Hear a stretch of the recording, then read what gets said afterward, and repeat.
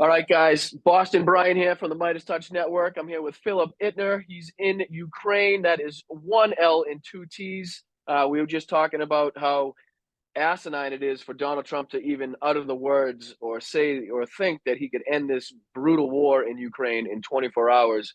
And Phil was just explaining to us how much, you know, he dislikes this war happening, how much the people of Ukraine dislike this war happening. So I'm just going to let him continue with his thought on that. Go for it, Well, I Phil. mean, thanks, Brian. I mean, the point is that if, as much as the Ukrainians hate this war, and they do, this is exhausting. It is absolute, and it's devastating. I mean, people are losing family members and friends almost on a daily basis. They hate this war. I can attest to that firsthand. Everybody hates this war. I hate this war. I've been a war correspondent for over 20 years. I had hoped to be hanging up my spurs. I went through COVID. I got some good investments. I was trying to transition to doing stuff that Right. wasn't You were about there. You were death and there where you destruction. want to be. Yeah. Look, I got it. I got, I've been there, done that, got the t-shirt kind of thing. I was really hoping to put my war correspondent days behind me, but I've been coming to Ukraine for 20 years, 23 years, and I love this country. It's a wonderful country. And I couldn't sit it out. So I decided that I would come, and this would be my last war. I hate this war. Ukrainians hate this war. But the problem is, and the reason why I get so pissed off with Trump when he says, like, I could fix it, it disregards the fact that this war has been building for literally centuries, that the reasons behind this war go back centuries. And, you don't resolve that in a 24-hour period. And if you do, just to stop the killing today, because we all abhor killing, we all hate this war. But if we stop it without resolving the issues that brought us to this place, then in 5 or 10 years, we're just going to be here again. And it's going to be worse. Because you're going to piss So it off a has to certain be. percentage of people that have been, like you said, in this environment for years with their family, dealing with what they're dealing with. And when you come in and swoop in and all of a sudden maybe do something and end it and say Russia gets a land that they shouldn't have, now that's just setting up a future fight that these people are going to take into their own hands and say, okay, I'm not going to let the United States tell me that Russia can have this land when it's my land. You know what I mean? So you're Yeah, I absolutely mean, right. there is talk of that. There's talk of, like, this has to be negotiated. There has to be a negotiated settlement. Not everybody's going to get everything that they want. And I get that. I understand that completely. But what can't happen is setting the stages for a war unless this is resolved. And there is a possible way to resolve it. And I'm increasingly concerned that there might be a huge chunk of Ukraine that gets sacrificed as the sacrificial lamb for Right. that peace. And it's mainly the land bridge, so-called land bridge between mainland Russia and the Crimean Peninsula, where Russia has a full quarter of its naval power based. And that's in many ways what this entire war is about. There's so much more this war is about, but that's There's so one many section. comparisons to this and World War II. I mean, you could talk about the Sudetenland that Germany wanted back, and Mm-hmm. it's amazing the parallels that you can draw from history in Well, today's, what happens both in world today's wars, society. the question And of as who I was saying controls. before, sorry to cut you off, but the Treaty of Versailles. I mean, when that was signed and put into effect, everybody knew that there was another world war coming after that, just because of the position that that treaty put Germany in. I mean, it was not viable for them to survive as a country the way that that was written. It just was not going to happen. So it was almost inevitable that another world war or another conflict, maybe not a world war, was going to happen. And that's exactly what happened. Yeah, I mean, absolutely, but also in addition to that, the parallels with history, both the First and the Second World War were arose because of the question of who controls the isthmus, the landmass between the Baltic Sea, Right. the Adriatic, and the Black. There's this triangle of Correct. territory that empires have fought over for centuries, and it's been this unanswered question in Europe, in no small part because of the Russian Empire, but also the Ottoman Empire back in the day, and then the various empires in continental Europe, which is now unified into the EU. This is the last remaining question Right. of who controls that triangle, that isthmus there. This is the thing. Once this is resolved, this ends centuries of dispute. And it's got to be resolved in such a way that it is a lasting peace. Otherwise, we're going to be Correct. here Right. again. Right. You got to make sure that both sides feel like somehow they've gotten something out of it. As shitty as that sounds to say that Russia should feel like they've gotten anything out of this. Yeah. It's just the situation that we're in, the power that they actually do hold because of the territory that they hold. I mean, you have to admit that they obviously do have some cards to play with the amount of territory that they have. So it sucks to think about, but it's also, like you said, possibly a good thing that it now could possibly end centuries of disputes over that said land. But who knows? If there's a silver lining, if there's a silver lining, it's that. So right, right. Yeah. I mean, so, and to get to more current things, we saw today the Crimean Bridge had some activity around it. From the videos I saw, it was hard to tell if it was 4 different sets of smoke screens and or the Russians' air defense systems that we were looking at, or if it was incoming. It was kind of hard for me to tell on that. Usually I can tell, but this one was kind of tough. So do you have any more information on that? Well, we won't know. I mean, it's dark here now. We won't know Right. until tomorrow morning. The initial smoke plume that was coming off the Kerch Bridge was very black, which means it hit something got hit. Yeah, fuel or something. Yeah, fuel or something's burning there that's combustible. Or there's some damage that was done. But then there was this massive white smoke, and that is probably a Russian defense system that they've employed in the past, which is in essence just a very large smoke screen to that must have come from optics. the dolphins that they have swimming underneath the bridge with the bombs on them. Right. It's a tactic that they've used in the past. Now, whether it's to obscure further Ukrainian attacks or whether it's because they want to obscure satellite imagery so nobody knows what kind of damage was done on the bridge, we don't know. Do you think they would ever almost fake an attack on the bridge for, say, propaganda purposes? The Russians? Yes. I don't think so. I think if the Russians were going to do something like that, they would do it in another location. The bridge is too strategically important for them. I mean, look, that war, bridge is going to be toast possible. at this point. If I wouldn't want to be anybody crossing that bridge. I wouldn't. I mean, you just never know at any moment. But then I wouldn't. But then I also wouldn't drive. I wouldn't drive along the main, the main connection. Right, just the route. Bridge. Yeah, absolutely right. Even the route. Even the route. I mean, I remember. Did you see the memos and the shit that Russia was putting out, the instructions on how to get through the battlefield? Yes, I did. Oh yes, my God! Don't get out of your car. Put that out. Yeah. If you lived in LA and you wanted to drive up to Big Sur for a weekend away, and the local government was saying, you just don't stop and get out to take a piss because the roads are probably mined. How do you think Californians would probably be like, I would like my taxpayers' dollars to be used to clear that shit, please? I just got back from Orange It's County, madness. and honestly, if you ask Republicans, that's actually what they think is going on in California today. Yeah.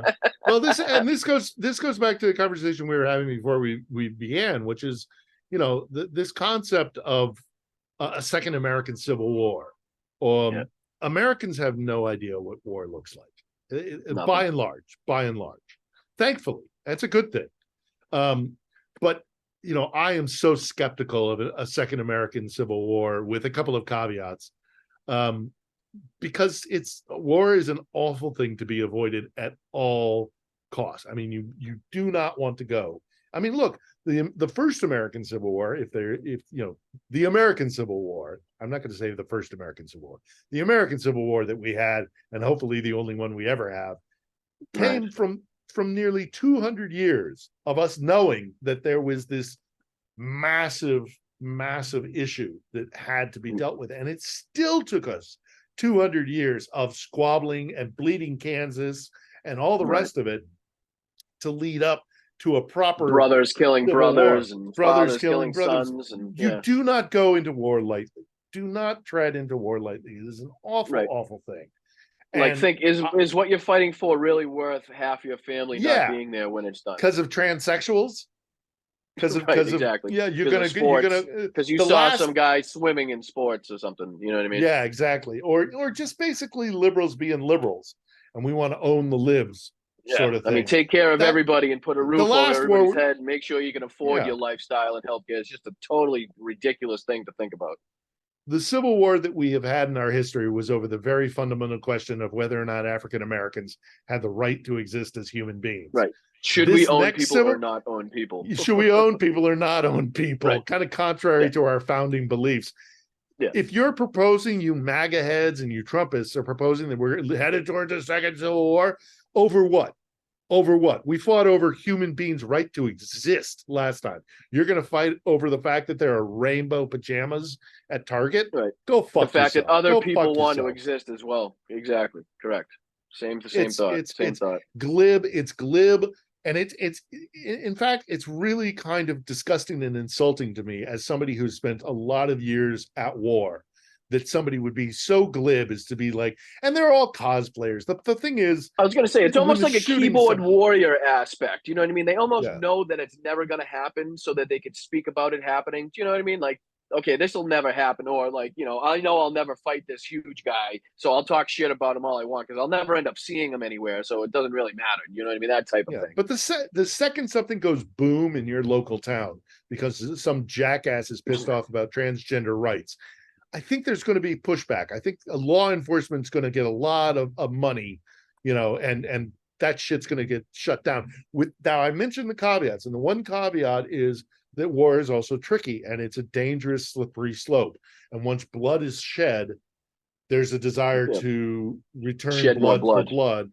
Exactly. Right. And then that goes, but I don't think it's in the American, I don't think it's in the American character. And I don't think, and we don't want it to be. We don't want to just like, I'm pissed off about this, that, or the other thing, so let's have a civil war. No, it's insulting to those who've gone through wars and And the really fucked suffered up what a part is war the is. people talking about this probably have no idea of what actually took place during the Civil War and what the atrocities looked like and what the battlefield looked like when the battles were done and how many families were ripped apart and Mhm. just like they don't know the history of it. So just saying the word Civil War to them is just meaningless as compared to when we say it, and people who actually know history and know what it's done to people and know what it's done to families, and it's so much more impactful when you can see the what happens after war leaves a certain area and what it does to people. Well, this is part of my problem with the whole "Make America Great Again" or Trumpy movement is that it's these simple answers to very complex questions and very Correct. nuanced and Yep. difficult things. I don't like it, so I'm going to blow it up. I don't Perfectly like it, said. so I'm going to ban it. Look, asshole. Think about what that means on the secondary and tertiary level. That your Right. actions have these knock on it. To just, I don't like it, so I'm Right. gonna whatever. Well, it's an It's inherently simplistic dictatorial thinking. way of thinking. Like I said, like we were Yeah. talking earlier, when Trump says, he literally came out and said that I am the man that can stop World War III. Like to for any one human being on the face of this earth to think that they can stop a world war by themselves, no less than 24 hours, is just the most asinine thing that I can possibly think of anybody saying. I mean, like, going back to World War II, like when these people, they have to make you think that your country is on the verge of collapse. Like you're like when he keeps saying, we have never been in a spot like this. Like, we're not going to have a country, yada yada yada. You have to believe that shit in order to think that one man can save you and get you out of these complex situations that he offers really simple solutions to, which is literally the first rule that you look for when looking at a dictator and authoritarian rule is, are these people giving me really simple solutions to complex problems which cannot solve that problem. I mean, back in the day when inflation was high in Germany, all you had to do was offer somebody bread and work and a place to live. You know what I mean? Yep. That's all they cared about. They had a place to sleep, they had something to eat, and they had a job. That's all they wanted. Anybody that offered that to them back in the day, they were going to flock towards. When inflation was down and democracy was flourishing and things were going good, Hitler was on the outside and the Nazis were on the outside. Yeah, They were the fringe party that nobody ever thought about until the country was actually in a state of collapse, which is what the Republicans want Americans to believe is happening in America right now. If they can get you to believe that we are in a state of collapse, then only radical things can take place to fix that. Like it justifies radical action. You know what I mean? yeah. No, and if they have to, and the other thing that's even more insidious is if they have to create the conditions where there's widespread discontent, they'll do that with the cynical objective of, by so Right. doing, we will get people on board who will be so desperate for a simple answer that they'll flock to us. But Exactly. I don't And think we're it's there. a shame because they're almost creating the situation. You know what Yes, I'm saying? Like they're almost purposefully. manipulating Yeah. the system to create that, that chaos, to use And it's that chaos playing with for their own fire. purpose. It is playing with fire. It is a very dangerous, cynical thing to do. And it's just I mean, Putin, in some ways, Putin does the same thing. He blames the West for all of Right. the woes and troubles internally within Russia, which he himself created in many ways. But he can scapegoat the West and say, oh, it's NATO expansion. Well, it's not NATO expansion. When the Soviet Union fell apart, all the powers, all the countries and the people that were under the thumb of Moscow came flooding west. It's not that Right. NATO went expanding east. It's everybody who lived under that kind of rule went, fuck that, we're out, and went running for protection. It's far more complex than just simply, there's a problem in the world, there's a problem in the country, I can Yeah. solve it, I know Let's what it is. stop it. It's Yeah. these Right. guys. It's these Exactly. guys. And that We'll get leads them to both in a suffering. room. We'll have a beer, and then it'll be over, and we'll be all set. We'll go back to Yeah, doing what we used to do. it's It's you know what I mean. it's simplistic It thinking. and it's so hard to describe really how complex it is because, like you said, when Americans are living in our bubble that we live in and not understanding, Europeans and how other cultures work and how other cultures are, we've had that ability so long staying in our bubble to develop this. Everything's an easy fix for other places. Oh, why are they fighting over there? Why don't they just stop? You hear that a lot. Why, Yeah. why is the fighting going on in Africa? It's like why don't they just stop? It's like, well, did you see the white guy that's speaking Russian shooting people in Africa? Because I'm pretty sure that's not an African shooting an African. So there's obviously more complex issues going on than just everybody lay down their AKs and go back to fucking having dinner together. Yeah, and the idea that this war sprung out of nowhere. I mean, like, is ridiculous. This war in Or that we Ukraine has been, forced it, or that we or that pushed we it to happen. created it. Right. We Right. don't. We look. We NATO didn't exist in 1846 when basically the Shakespeare of Ukraine, this guy by the name of Taras Shevchenko, he wrote a poem in Ukrainian, which was outlawed by the czars because they were trying to destroy, even back then in 1846, the concept of Ukrainian national identity. So they chuck you into jail for writing in your native language.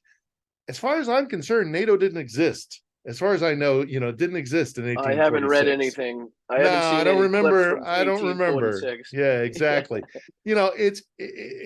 This has been building for a very, very long time, and to just propose to propose simplistic answers like Trump did recently, or to just be like, just shut it down. Just shut it down. I hate the war. I hate seeing it on my TV. It disturbs me. I'm scared about nuclear war. All of these things that concern, and we're empathic creatures. When we Yeah, it's see extremely ignorant. pain, but it's extremely ignorant, but it's also short-sighted, because until the centuries, literally centuries old grievances, which have brought us to this war today, this modern war, unless those are actually resolved, it's just going to happen again. Both the First and the Second World War, as I think I mentioned to you before we started recording, both the First and the Second World War sprang out of who controls the stretch of territory in a triangle between the Baltic Sea, the Adriatic Sea, and the Black Sea. This this stretch of Europe where various empires have crossed through, and have, only in essence to strike at other empires. So, it's a really depressing history as far as Ukraine is concerned, because this land is Right. soaked in blood, because Yep. other empires have used it as this chess piece to be played off between one another, which also contributes to the long history of why we are where we are. But the First and the Second World War both stemmed out of this collapse of empire, and this stretch of territory where empires have struggled over controlling it, until this is actually properly resolved. And this goes back to the Ottoman Empire, the Germans, the French, which we've resolved most of continental Europe and their tensions with most of them with the rise of the EU. The Ottoman Empire is a thing of the past. The Russian Empire is in its death throes. And that's why this is so important, that this gets resolved properly. It has to, as I hate this war, the Ukrainians hate this war. Nobody hates it more than us who are actually living here. But unless this is resolved properly, it's just going to happen again, and probably worse. Right. It's got to end properly. Sorry, go ahead. Right. No. Did you catch RFK, his interview with Sean Hannity recently? RFK I believe should it not was. be Was it last? RFK, Was it last week? I think it was. I don't think he got a single name, a single date, no, a single no. historical fact. He correct had it all wrong in that entire fucking interview. I know. He had the dates wrong. He had the whole thing about like Minsk, The Minsk agreement, and the Minsk Accords, and what platform Zelensky ran Who even on. signed it? Yeah, What who year even it was signed the signed? damn thing? Like, what the fuck? This is why it's so.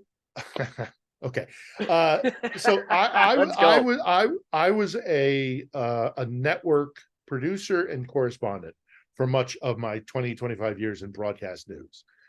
And I was offered when this war started, because many of my colleagues in the industry know that I have an expertise in this area. I speak Russian. I've been coming to Ukraine for 23 years. I have long-standing, I was on Maidan in 2014. I got my props. I know what I'm talking about. But I didn't want to. I got offered jobs at a number of different networks to cover this war, to be like bureau chief in Kiev. I didn't want to do it because I knew that the media, the way it is, was going to cover this war in a completely bullshit way. They were going to do. Right. They were going to do who's taking what ground today. They were going to go to the refugee centers. They were going to go to the hospitals and wrap it up in a 2-minute, 30-second report for the nightly news. And that's not possible to explain this conflict in that kind of a format. That's why our media is broken. And that's why I think there's a large... Or much of anything for that matter. I mean, you can't explain much of anything in the world, especially political, geopolitical, or having to do with... you got to sell boner pills. You got to keep the audience going for that. Can't you see Mike Lindell holding a pillow right next to me on this conversation? Or no? 50% off his pillow. Oh no, it's the format is designed not to deliver news, but to make profit. And that's and we could, that's a whole other discussion. But I knew that this was not going to be, and it hasn't been properly covered. With all due respect to my former colleagues who are out there on the front lines getting shot at, or the guys who are doing their due diligence, and there's a need. I would venture to say that a war has never really been covered properly. No, it's also any time. It's impossible to cover war properly unless you actually are there. It's almost like you have to dedicate your channel to that 24/7. Yeah. Well, which is kind of what I'm doing. That's why I live. Right. That's why I live here. I don't fly in for 3 weeks, go to the front line, go to the refugee center, go to video, and then or just do my stint at the nightly news, or as you're right, do a YouTube video here, there, or the other place. My desire, or my intent, not my desire, but my intent at the beginning of this war was to go and live with the Ukrainians, go through what the Ukrainians are going through, experience it side by side with them, and in so doing, hopefully, get a better understanding of what's going on here. It's easier said than done, because people are going to listen to what they want to listen to. So they're going to listen to, I'm not going to mention any names, but these tankies who are consume Russian propaganda and regurgitate Right. it, they Yep. they get huge audiences. There are guys out there who've never been here, never stepped foot in Ukraine, never been to a war, and yet they are talking to an audience of hundreds of thousands about what it's like to be in Ukraine, what it's like to be Ukrainian, what it's like to be in a war. And it's like you really want to. So between the network, who is basically doing it for commercial airtime sales, and tankies, who are doing it for clicks and subscribers on Twitter and YouTube and what have you. There's a gentleman on TikTok that has a pretty good following talking about the war, and he tells people that he takes a pretty substantial percentage of any donations. He also does donate to Ukraine, but I just have an issue. I have an issue with that. Not that these people aren't doing great things and keeping the war in the front, in the front of everybody's mind and keeping it out there, but I don't know. War profiteering has always been a huge yeah, no, absolutely, no, and it's no, there's no. a fine line between But then there's also it's also not living just your life right. it's also Right. not Being just able war. to pay your expenses and shit. Yeah, it's also not just war profiteering, though. It's also benefiting from an audience that is in line with the white nationalism in Russia, or just wants to be contrarian, for example, and they Right. get a massive audience because because it's tantalizing. It's Well, which goes back to the stupid talking point that Republicans have, that they're getting canceled, they're getting shut down, they're being yeah. censored. It's like, you guys every time have the most views on Facebook. Well, while I don't think network news and the big guys are doing this properly because of the restraints that their interests are, which is making money. The primary interest of the big guys is making money. Not that the interest of the small guys isn't, but the guys who are doing vlogging and stuff, these so-called tankies, who support the Russian, they're also doing it for money, but in a much more cynical kind of way. They're feeding an audience and gaining these massive audiences because they're putting out this narrative that is appealing in so many different ways, because it's contrary to what maybe well, when you got Tucker Carlson, who's the number one news anchor in the country, come out and say, why shouldn't we root for Russia? I am rooting for Russia. I mean, obviously that says a lot about where, not only Fox's News' head's at, where his head's at, and where his followers' heads are going to be at after he says that, because he has a lot of sway with his idiots, unfortunately. But when he says something like that, it gets a lot of people think, oh, okay, I like Russia. They don't like gay people, so I like them. They don't like, there's a white nationalism thing that's a through line there. Absolutely, 100%. White Christian nationalism, not realizing that Russians are Orthodox Christians, which is very, very different than Catholicism or Protestantism. But the talking points that they go over and over again, they're so, let's address the big one, which is Ukraine is filled with Nazis. We're now 18 months into this war. The entire world's press corps has been here for 18 months. Do you not think, including Indians and Brazilians and South Africans, BRIC member, supposed to be allied with Russia, where are all the Nazis? Where are they?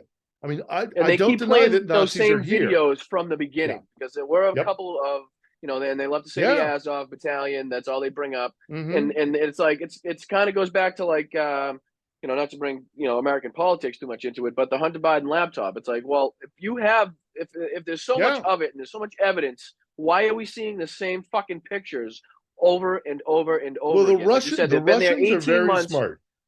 There's no country on earth right now with more cameras than Ukraine. Okay, there's probably more cameras focused on Ukraine. Right, exactly. So where are they hiding? Did they run away when the cameras came? Are they not? And also, proud, every country has those. Every country has that faction. And we are Of no exception. course. We probably have No. fucking 10 times more of it Okay, than so Ukraine could possibly think of. under this kind of logic, would it be okay to blow up El Paso because Right. the Proud Boys marched in Charlottesville? It's Right, almost an exactly. exact analogy. I mean, it's Right. ridiculous. And this is not. I make the argument that this is not fertile ground for fascism. I mean, fascism grew in the Second World War as a reaction to the Soviet Union in many ways. This is such a complex. Making a blanket statement in any kind of thing with the complexities of Ukraine is a tricky Right. thing to do, but at some point you have to make statements. So in my mind, the rise of what happened in the Second World War was a reaction to the brutality of Stalin's Soviet Union. And then so you're caught, if you're a Ukrainian, you're caught between Hitler's Hitler's Nazi Germany and Stalin's brutal NKVD USSR, which, by the way, also just starved millions of your people through a forced famine in the Holodomor. You know, it's a no-win situation, and everybody screams about Bandera. Well, Bandera, sadly, I am not a Bandera. I am not a Bandera apologist. I think Stepan Bandera was an awful guy. He was a violent man who sought political gain through violence, which is not. I mean, he was kicked out of the Ukrainian nationalist movement, the Organization of Ukrainian Nationalists during the 30s and 40s, kicked him out because he was violent. Well, one of the many reasons they kicked him out. But and also the other thing about Bandera is that the Russians love to talk about Bandera, the tankies love to talk about Bandera as a synonym for Nazi. Well, they're not. He wasn't necessarily that. He was a lot of things. He was a racist. He was a nationalist, a violent nationalist. But he's a boogeyman for the Russians. The Russians love to trot out Bandera. They use him, and also they're the ones that wrote his history. If George Washington had lost the Revolutionary War and the Sons of Liberty had lost the Revolutionary War, do you think the textbooks that George III, or George II would have written would look favorably on the Sons of Liberty? Probably not. Right. And people don't understand or think about the suffering that the Ukrainian people had in World War II. Throughout history. I mean, these people but especially are just, Second World War. I mean, like you said, they're caught between a rock and a hard place between Adolf Hitler in the SS and Putin in the NKVD. And it's like, did some Ukrainians join these forces? Yeah.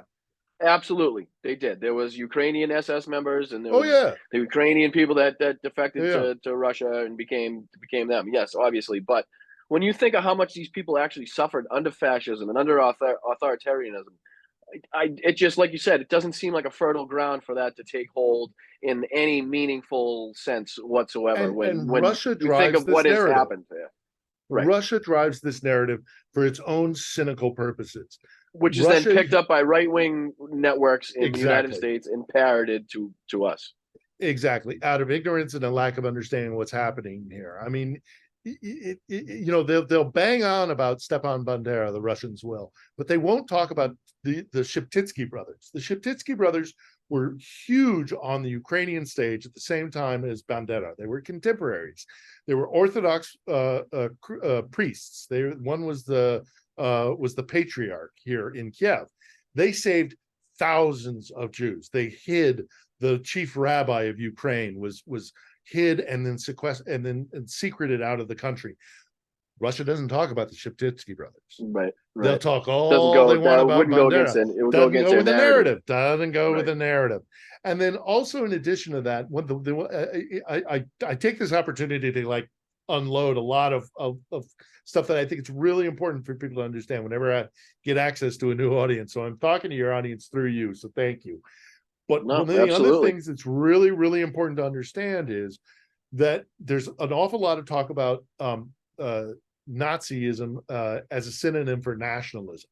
There is a widespread Ukrainian nationalist movement within Ukraine, but it is literally Ukrainians who believe in the idea of a Ukrainian nation state. It is and the Russians know this. Fighting for their homeland, not not making it a certain population. It's more like the Irish nationalism, and their desire for a nation state and self-determination and all that. Right. That is more akin to what I see happening here than the nationalist socialist movement in Germany, in the Weimar Republic. And the Russians know this. The Russians study us more than anybody in the world. They are obsessed with us because they see us as their primary, if not sole, enemy on the global stage. There's issues with China, but by and large, it is the Anglo-American transatlantic alliance that they are so. But also where they get a lot of their ideas and copy systems from. Do you know what I mean? It's like on one hand, we're the enemy. On the other hand, they're trying as hard as they possibly can to get inside our systems and the military hardware and everything else to copy it. So tit for tat. And also many Russians would love to live under a system where there is rule of law. And the Russian ruling class, by that I mean the church and basically the state, whether it's the Tsar or the Soviet Union, have always told their own people, you're different, you're unique, you have what's called the Russian soul, the Russkaya dusha. And so don't expect what the Westerners have. Don't expect rule of law. Don't expect democracy. Don't expect free enterprise and capitalism. Don't expect any of those things because you're different.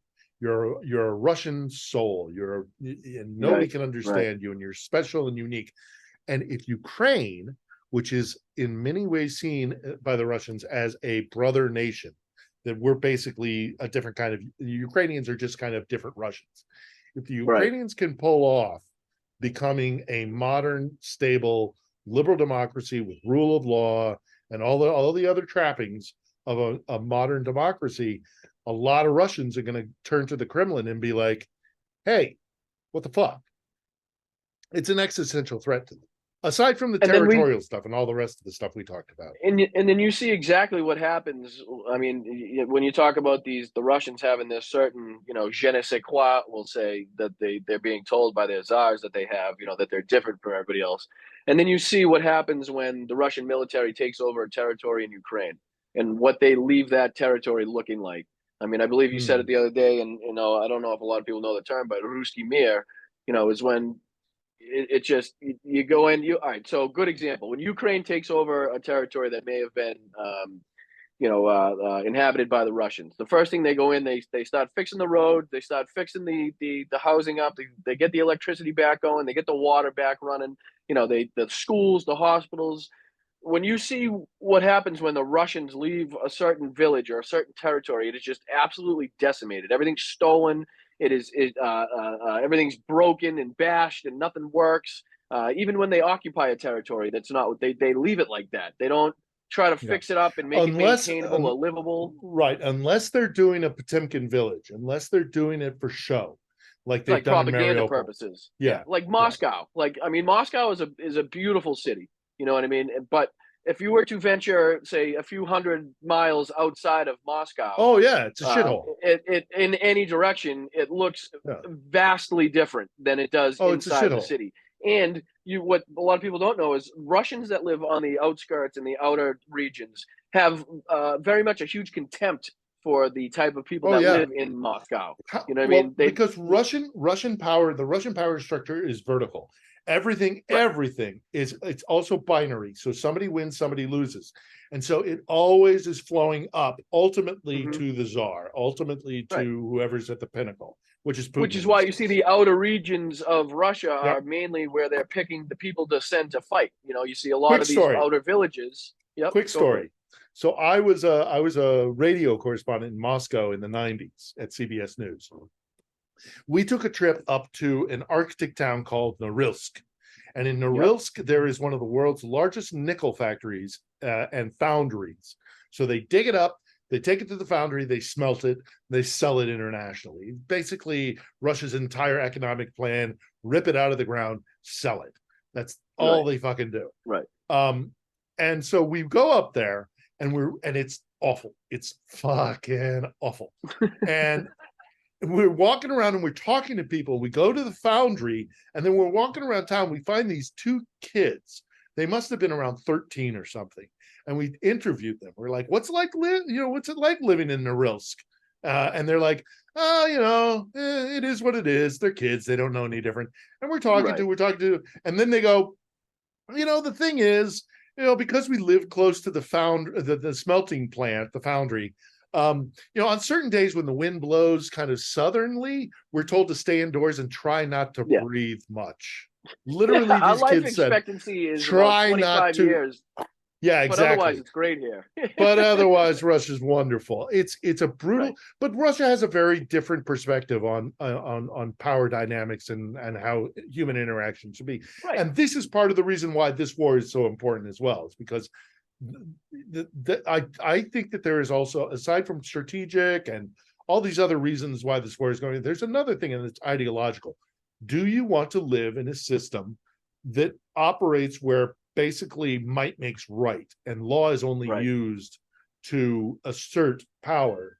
Or do you want to live in a system as flawed Yeah. as it is, Laws are where used we to have justify corruption, basically.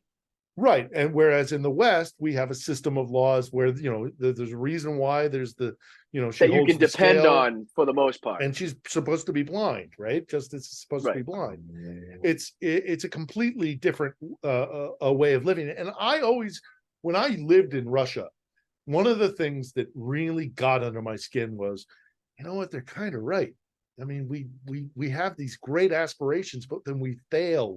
Are we hypocrites? I mean, because the power always, they can buy better lawyers, they can grease wheels. There's always Right. abuse of power. Are we hypocrites? Are we just fooling ourselves? Are we pretending? Do the Russians have it right when they like, let's not pretend and let's just, power is power and that's the way it is? And I had this internal struggle for a good decade after leaving Moscow after 9/11, and I got Really? involved in all the wars. Yeah, I mean, this is a real thing that I debated within myself. And I ran across a quote from our greatest president, from Abraham Lincoln, and written in 1855 in a letter to his buddy, Josh Sweet, I believe his name is. Momentarily lapsing there. But in the quote, Lincoln says, we were born out of the idea that all men were created equal. We now live in a country where the know-nothings, the MAGA of their day, say that all men are created equal, except for, in his parlance of the time, Negroes, Catholics, Freemasons, he lists the Jews, lists off, everybody's free except the guys we don't like. Sound familiar? Yeah. Right. And then he says, at the end of the quote, he says, if it ever comes to pass that those people really come into power, I would rather emigrate to a country like Russia, where where despotism can be taken without the base alloy of hypocrisy. It's a fantastic quote, and it broke my fog, and it broke my internal struggle with this debate, because at least we fucking try. Our systems may fail all the time. There may be there's corruption, there's abuses of power, there's wealth inequality, there's all sorts of spots where we fail at our aspirations as to what we are, what we want to be. But at least we fucking try. What's the alternative? The alternative is Russia, right? Where they say we're base animals, we're always going to be base animals, and power for power's sake is that's it. And to pretend otherwise is naivete and hypocrisy, to which I say, well, fuck you. and exactly. I mean, I really do. I mean, not to be hyperbolic, and I don't think I am. I really do think we're at one of those turning points in history. Obviously with the war in Ukraine and with the shit that's going on in politically in America, where it's like, you don't want to be one of those people that were smelling the concentration camps but not speaking out about it, that lived a mile down the road, saw the trucks coming in, saw the trains coming in, saw the people walking around with no clothes and no food and no nothing, and didn't have anything to say about it. And what's even worse is today we don't have the excuse that they had back then, which isn't even an excuse, but that their government really would kill them and put them in one of those camps if they did speak out. Do you know what I mean? We have the ability to sit here on a Zoom, to sit on Hal's show, to sit on YouTube, to sit on Facebook, and talk about these subjects and get the word out. All those tankies who are so anti-Western, who shit on America nonstop, are doing it from their comfortable studios in Manhattan or in Studio City in LA, and they're shitting on America, they're shitting on the West, and they're getting wealthy off of it. They're buying, Right. $1.2 million homes in the Hollywood Hills. Fuck you, fucking, door. Right. All that Why kind of doesn't he live crap. in Russia? Why didn't he? What can Yeah, he go could live in probably get a lot Russia. more for 1.2 in Russia. Seriously. Right. And also, yes, seriously, go to Russia. I mean, these guys have never been to Ukraine and they've never been to Russia, and yet they're willing to condemn this country to I just subjugation by the refuse to be Muscovites. on the wrong It's side of just history. bullshit. Coming from studying World War II and seeing, I mean, when I don't know if you've ever seen the movie Downfall. I'm sure you've had, Yeah, about the last days of Hitler in the tough bunker, watch. and they have the interview with Traudl Jung in the beginning, who was Hitler's secretary, who was with him till the last fucking minute, and she shows, the remorse that she has for what happened, and the disgust she has for herself for not recognizing in the moment what she was being a part of. I refuse to live my life after this happens in regret for not speaking up, for not helping people in a sovereign nation that have been brutally attacked by a dictatorial, authoritarian ruler. I'm just not gonna. I'm not gonna find myself with my grandkid in my lap, in the future, saying that, I should have done this, or I should have done that, or we could have done this, or we could have done Well, that. and we learned, I'm gonna do it. we've learned from our past that appeasement doesn't work, and we can't appease Putin. He will just keep coming back. I'm going to turn. I mean, look at Chamberlain. Look at Chamberlain. Don't You Yeah, can't peace hop in out our of the plane time. Peace waving in the our white time. No, fucking no, piece no, of no, paper no, and no, think no, you're all no. set. Yeah, No. that's And Trump. literally, That's Trump today. that He is thinks Trump. That is Trump. he could fly to Yeah. fucking Or Moscow or Marjorie Kiev Taylor Greene, or with a any of the single piece of guys. paper, and it's Yeah, done. yeah. Fucking This idiots. like, and also we can't disrespect Russia, and we have to take no. Russia started an Right. Yeah. illegal war, Exactly. and all those guys. Also, all those guys. I got to give you. You're talking about Downfall. I got to give you, before we finish up. I got to give you two movies I really want you to watch. But let me just finish up my thought on this issue. Is that also from the tankies, we hear a lot of talk about the war in Donbass and how awful it was in the 2014 period to 2022, when there was a low intensity war going on between the little separatist green movements, men. the little green men, clearly supported, and I've been to Donbass. People in Donbass have a very odd relationship with both Moscow and Kiev. They basically just want to be left alone. They're this kind of like Appalachian, down in the holler, don't bother us kind of mentality for both power structures. Making my own booze, leave me alone. Yeah, exactly. We've got our steel plants. We're great. We're we're all of this. We're all that in a bag of chips sort of mentality. But the tankies who bang on about that period where, the big bad evil Kiev backed attacks in the Donbass. Look at pictures of Donetsk or Lugansk, the main cities in that area that were separatists. Look at them today, and then show me a picture of Bakhmut. Show me a picture of Mariupol. There's no comparison, none whatsoever. And that low intensity proxy war that happened for so long, I know guys who were monitors out there, and they were, that whole period was completely fucked up because Europe was so afraid of pissing off, and this goes back to appeasement, of pissing off Russia, that even when the monitors, more the OSCE than the UN, because the UN had Russians actually as monitors, but the OSCE in particular, I am aware of, and I'm going to tread carefully here because I'm legal, and I don't want to get my friends in trouble. There were instances where they would come back and say that was the Russian separatists, basically Russians, firing on positions of their own and then scooting out of there.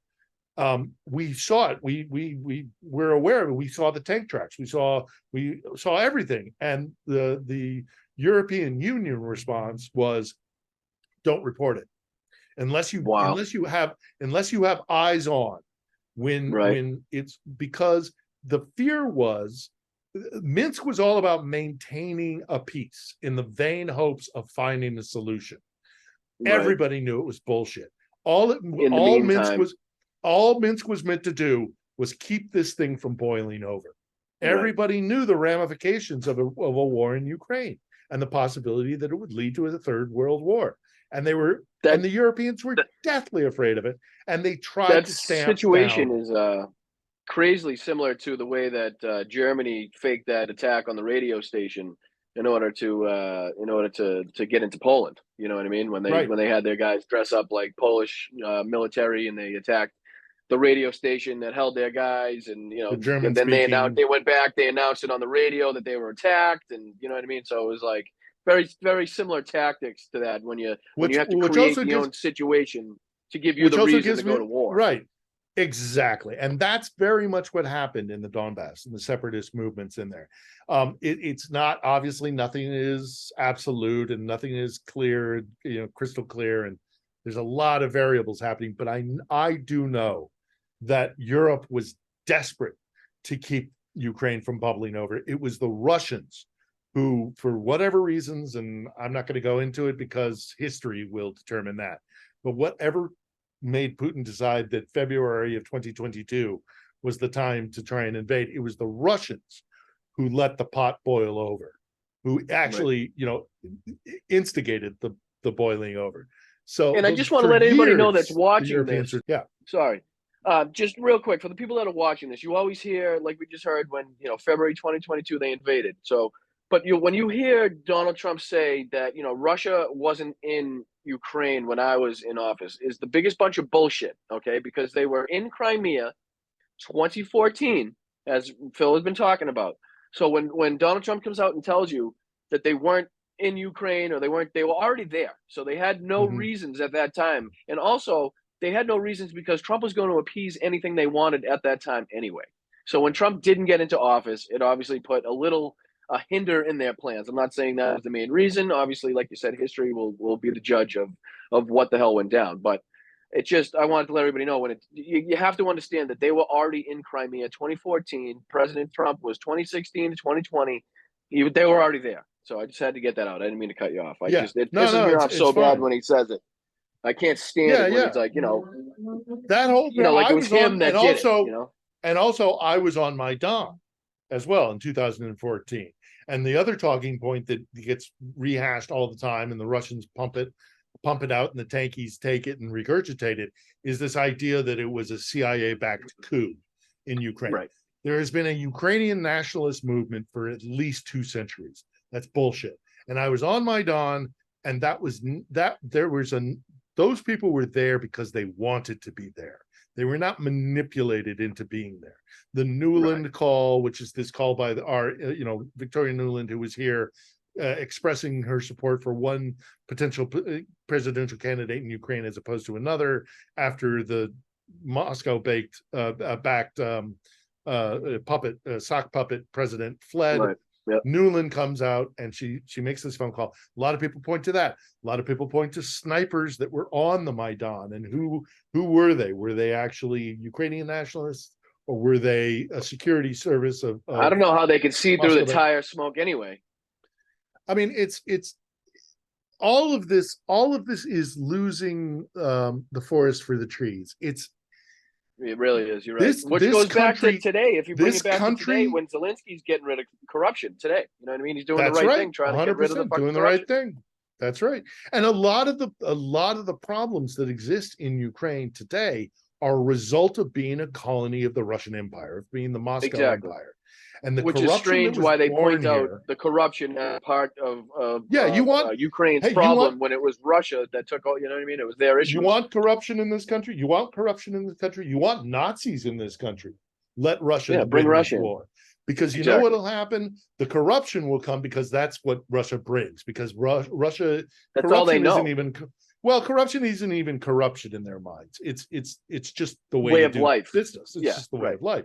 But as far as Nazis are concerned, if you want to see a real growth of Nazis in Ukraine, let the Russians win, because there will be so many nationalists in this country who it'll be rife for some charismatic guy. If it isn't Zelensky, dead or in prison. It's just the Nazi thing pisses me off so much. Corruption.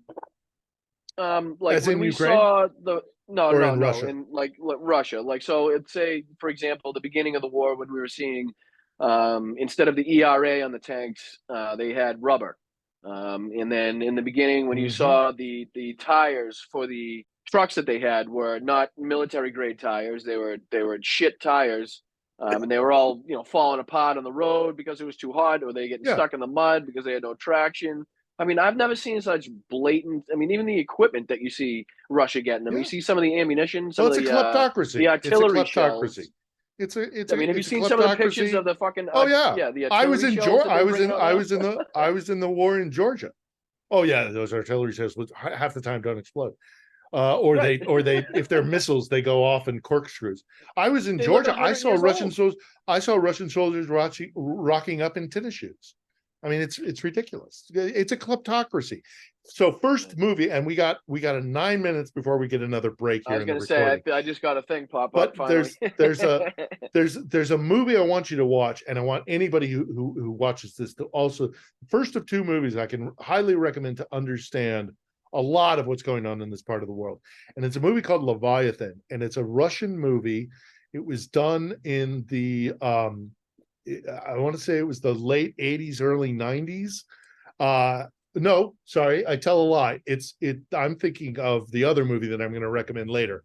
Leviathan was done in 2008, something like that, depicting Putin's Russia, and it depicts all this corruption and how law is only there as a weapon to be used against the powerful Right. or the powerless, and the relationship between state and church, and the relationship between the rich and the vast majority of poor.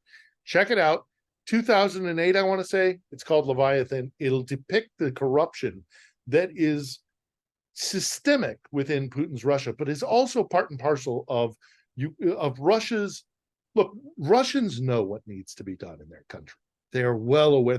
They're more aware of the deficiencies of their country than we are. And if you Right. put a Putin couple set up a bottles of, system where you can't speak out, though. That's but the it's issue. also yes, yeah. Putin has set up certain factors that are his factors to create. But there is a long history in Russia of a lot. I mean, people who have seen my vlogs know that occasionally I'll put paintings up by a guy named Ilya Repin. Repin was a painter in the 19th century, and he depicted a lot of this stuff. This goes back centuries, and Russians know that, again, it's the Lincoln quote that I'd rather immigrate to a country that doesn't pretend to be a democracy. At least it's secure in its despotism. Right. If you put enough bottles of vodka into a Russian, they will tell you they know what needs to be done in Russia. That the rule of law needs to be inserted. That civil liberties need to be inserted. That the individual has to be respected. That right now it is the state. Pardon me. That it is the czar or the church that is important. It's not the individual. You're selfish if you think you're important. If you have The interests. proletariat. Yeah, I mean, and even the proletariat is part of a system that is bigger than the individual. The individual civil rights. The Russians do not believe.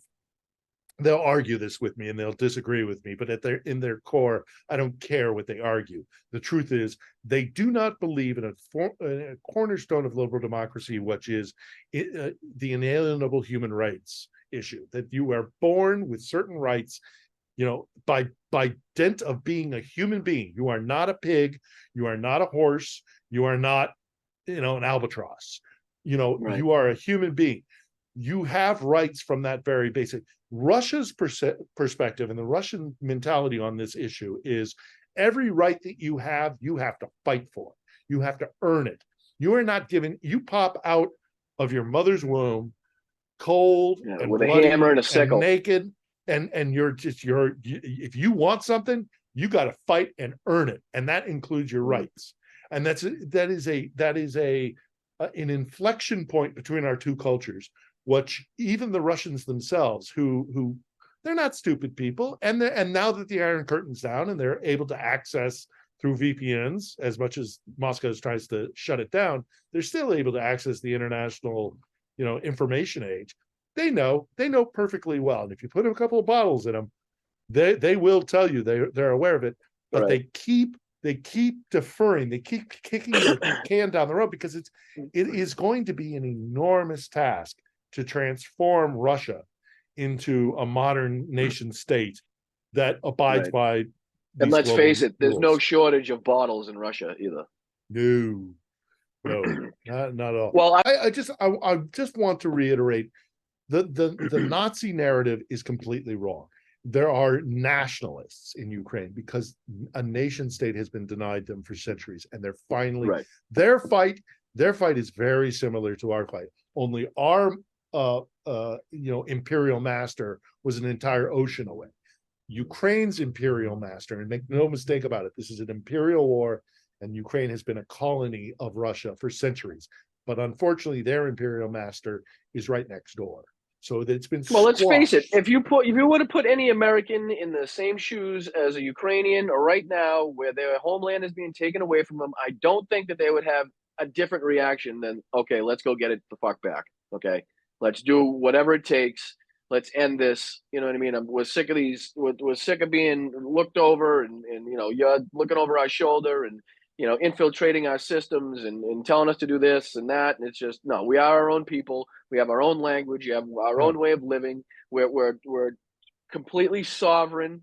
We know how to take care of things. We can do it and we don't want to live like you. We don't have imperial aspirations. We don't have this idea. There is no desire in Ukraine to annex other lands. There's no imperial design. They know that they're European. They don't have the schizophrenia of Russia. They don't have the imperial aspirations of Russia.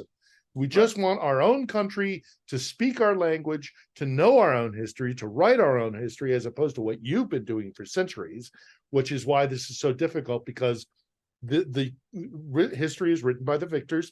Moscow's been the victor for centuries, and it has polluted Ukraine's history, and it's that's part of this.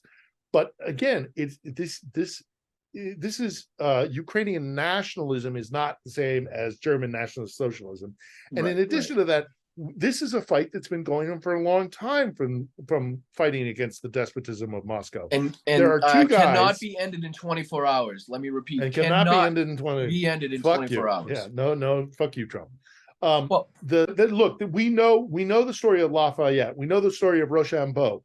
We owe them in the First World War. We landed on shores in France and said, Lafayette, c'est ici. We are Lafayette, I am here, because we owe a debt to the people like Lafayette and Rochambeau. There are two names I want to mention. There's Casimir Pulaski, and there is Tomas Tadeusz Kosciuszko.